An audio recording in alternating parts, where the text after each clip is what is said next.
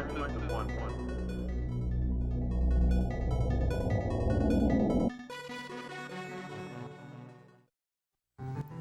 Alright, this is Final Fantasy IV, played on the Game Boy Advance, hence the Advance subtitle. So I'm going to go ahead and load a game here. Let's go ahead and pick one.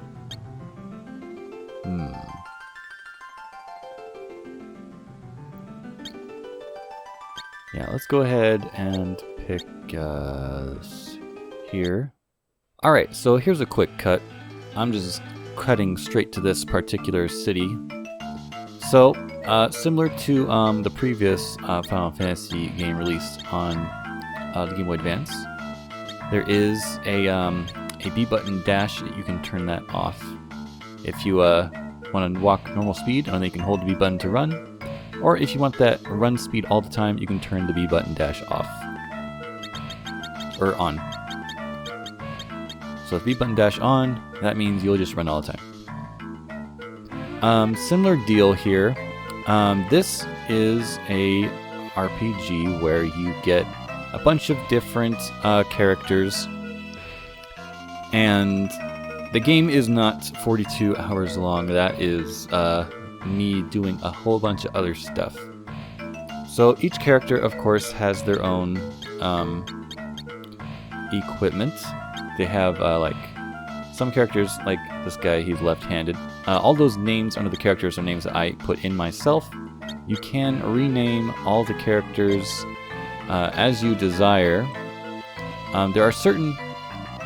it doesn't prompt you to rename a character... Whoops.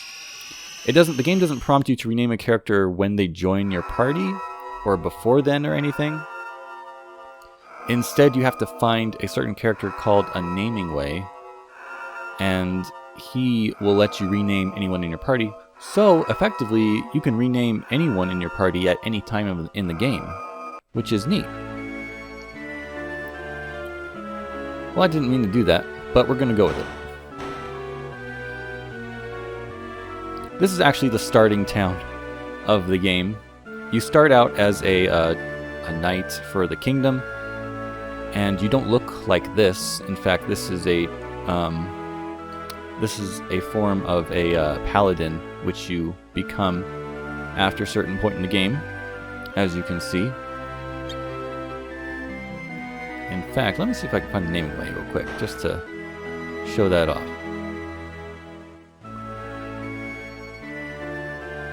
No, I don't think I can find it. So anyway, this game is interesting because I think it's the first of them to have a ton of like secret passages and stuff. So there will be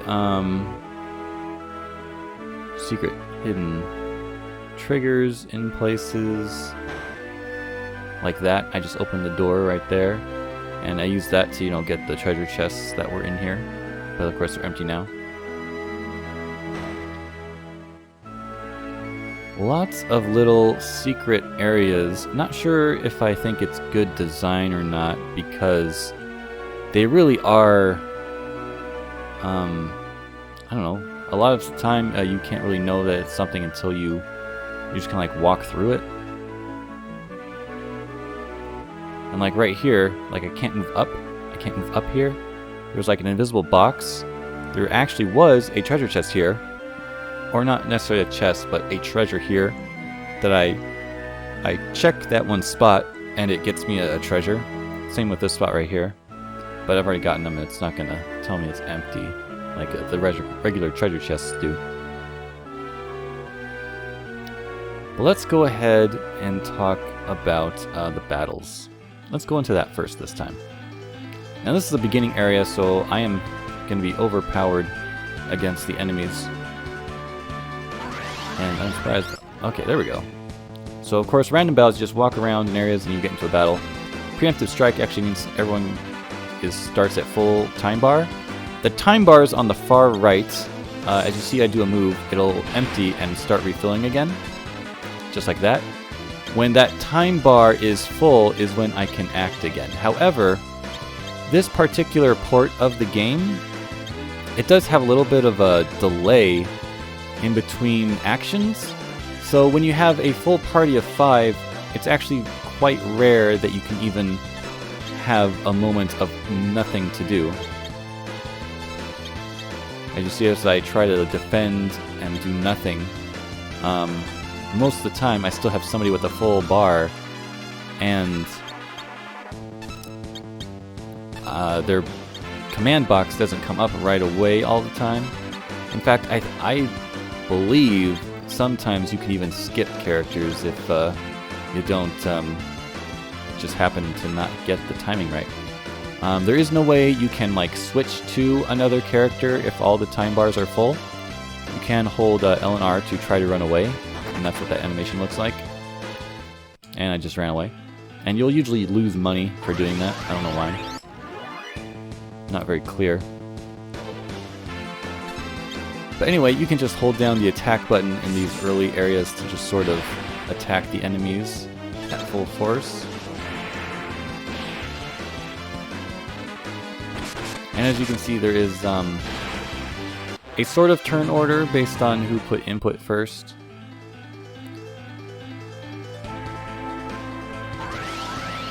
But if we want to use more abilities, every character in the game sort of has their own set class. So every character will learn their own unique abilities. So the Paladin, the main character here, he learns like this cover move when he becomes a Paladin, so that he can take a hit for somebody else. He will naturally do that if one of your party members is like in a weakened state. You cannot. Oh, you can attack each other in this. Although I'm not going to be able to get there very fast. Oh, I can get off my cover. And you can change row. If you press right here, you go to defend. If you press left, you can change row, which changes you from the... It swaps everybody from front row to back row. The white mage here, she learns all the white magic spells, of course. And a few other ones like haste. Some other support magic things. Sight, I believe, is a scan move. Maybe not. I don't really use a whole lot of the random moves. Yeah, I think that's what Sight's supposed to be. Or maybe Scan. Scan's what that is. The Paladin does learn just a few white magic spells. And this jump ability is a move that the Dragoon learns. That's what that job class would be. Of course, you're not learning any of the characters' real names here, but that's fine. A lot of these moves are actually changed. Like this would normally just be steal, but unique to this version of the game, you can get to a secret, not necessarily a secret, but an optional post-game dungeon where you can more easily level up to 99 by just going through it. Not by grinding necessarily, but just going through it. And at the end, you can upgrade sort of one of your character's special abilities. So plunder, steal becomes plunder, and it changes from just stealing an item to steal and attack.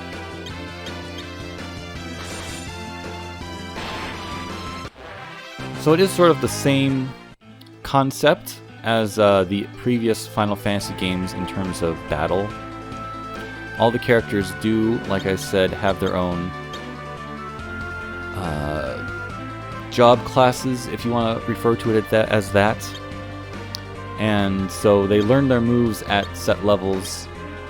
They don't really, except for a few instances, such as the main character turning into a Paladin, where you don't get certain moves until you go through an event, which is kind of more interesting than just learning a spell from leveling up.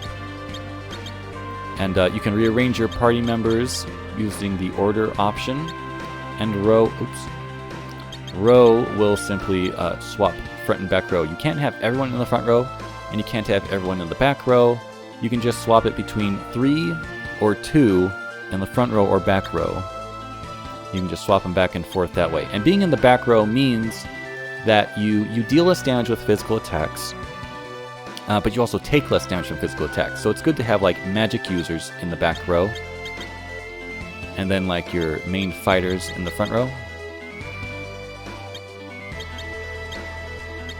And then each of them has their own unique sort of, well, I guess it's not completely unique, but mostly have their own unique weapon types.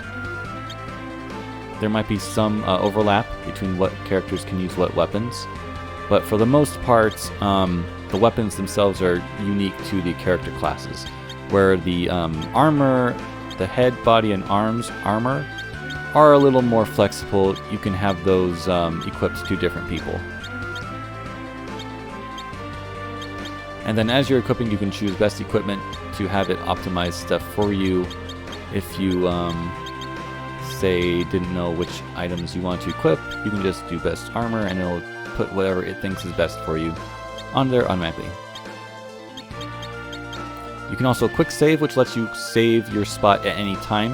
However, it is different from regular save because quick save, when you reload, a quick save boots you out of the game. And then when you come back into the game and try to resume the quick save, it says data will be lost after loading. So a quick save is a temporary save where once you load it, that save is gone. If I reset now by accident or something, or get a game over by dying in a fight, I will go back to the title screen and that quick save will be gone. The only way to save for sure is to save manually with the actual save. And you can choose one of any of your 3 save files to do that. And saving can be done at any time on the world map, like we are here, and then also at save points, which are marked within dungeons pretty clearly.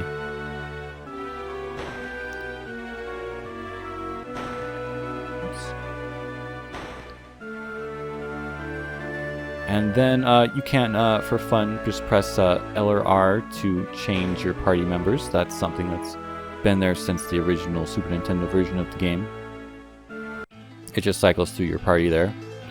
New to this version, actually, there is a point in the game where all your characters do sort of...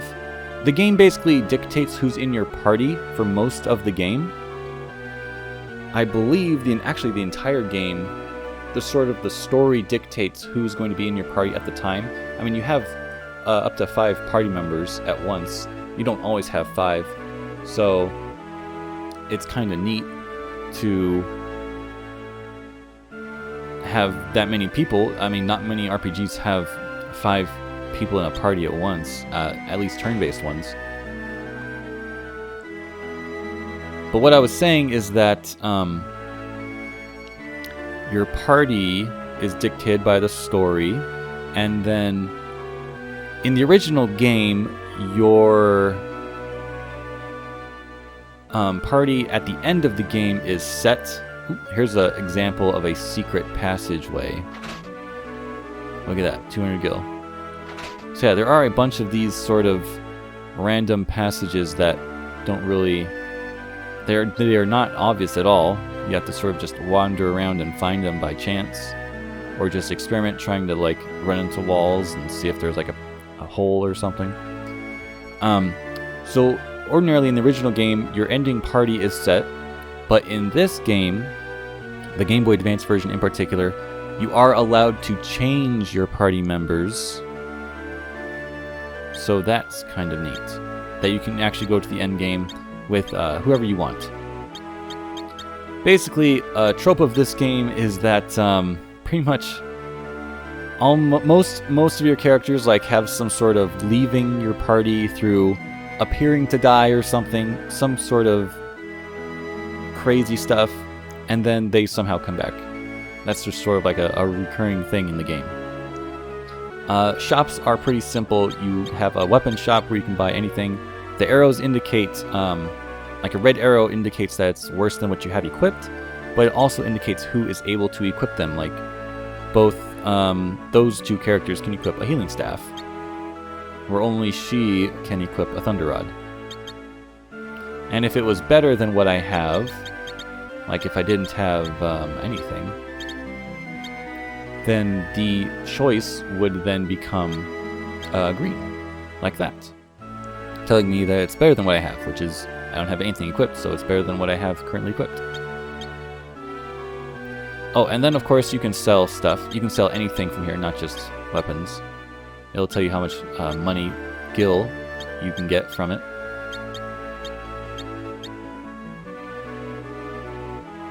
And then in here, this is like an armor shop, similar thing to the weapon shop. You can choose what equipment you want to buy and who can equip it. And like I said, armor is mostly interchangeable between most characters. As you can see, all the characters can equip these two top things, but then the third one, two of them cannot equip it. And each town you visit usually has like some sort of new equipment to buy. So you're always like upgrading every time you get to a new town to spend your money on that. And you get money from fighting monsters in random battles, of course. And then people can talk. Yeah, I'm the Dark Knight from before. How you've changed. Wow, interesting. And let's see, you can change... You cannot change the message speed. You can change the battle message speed, but not the regular message speed. And wait and active are two different modes here. Time stops when selecting items or magic spells, or time flows when selecting items or magic spells. So basically, those time bars will always be filling on active.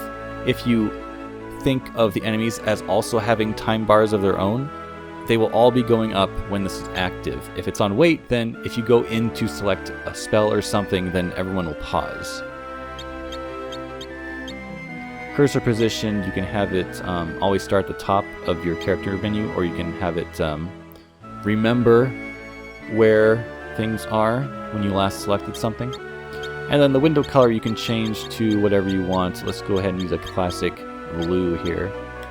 And then the game also, new to the Game Boy Advance version, not in the original, is a Bestiary, which lets you review all the enemies you've defeated. I am stuck at 99%. I gotta find, if I really care, I gotta find like one like random, hard to get rare, randomly occurring monster. But yeah, you can come in here and check out the monsters. See what kind of treasure they drop if you're looking for a particular type of item. Maybe you want to fight a monster to get that particular item. Otherwise, their individual stats like strength, defense, and stuff, that doesn't really help a whole lot. It does tell you if monsters like are especially resistant to physical attacks. They have a high defense and like low magic defense. You have to basically use a spell to kill them unless you want to sit there and hit them like 50 times over. Similar thing.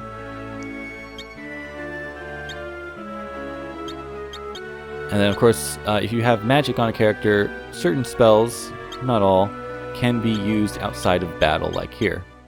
So if I'm missing health on anybody, I can use a spell, or even if I'm not missing health on anybody, like here, I can... Oh, no, I can't. Okay, I thought for a second they let me use it when I was already full on health. Alright, so yeah, you can heal outside of battle. I do believe spells are more potent within battle. Same thing, I believe, same thing might go for items. Is that how this game works? Yeah, I think that is how this game works. Like, items will also heal more in battle rather than out of battle. So, I guess it encourages you to use stuff when in battle. Oh my gosh, this guy. Yeah, the hit detection on here is if he's moving to that place, he's already there. Where as soon as he starts leaving, I can move into that space he was at. If that makes sense. That explains why I was sort of running into nothing before he got there a second, like that. But yeah, there is a story to this game that involves the main character here, starting out as a Dark Knight. And then he's on a mission for the king, and eventually he decides he doesn't want to be part of the kingdom anymore, and on the way he becomes a paladin. And there's a whole bunch of plot twists and stuff with the characters, so it's interesting that way. But other than that, That seems to be the basics. If there's anything else I should mention, you do get airships, so you can travel around the world a lot more easily, but there is no world map to speak of. Like, I can't push any buttons to view a world map, which is kind of unfortunate. You can sort your items here, because a map would really help in trying to figure out, where you're going, where things are, especially when you're flying around, because it's very easy to get lost. Not because the world is huge, but because there's a lot of open ocean, really. Oh yeah, and there's also regular item shops, where you can get potions and Phoenix Downs, which are revives. If your character loses all HP in battle, you have to use a Phoenix Down to get them back up. And then spells, of course, cost MP. And if you're gonna have MP, you can't cast spells if you don't have enough MP to cast a spell.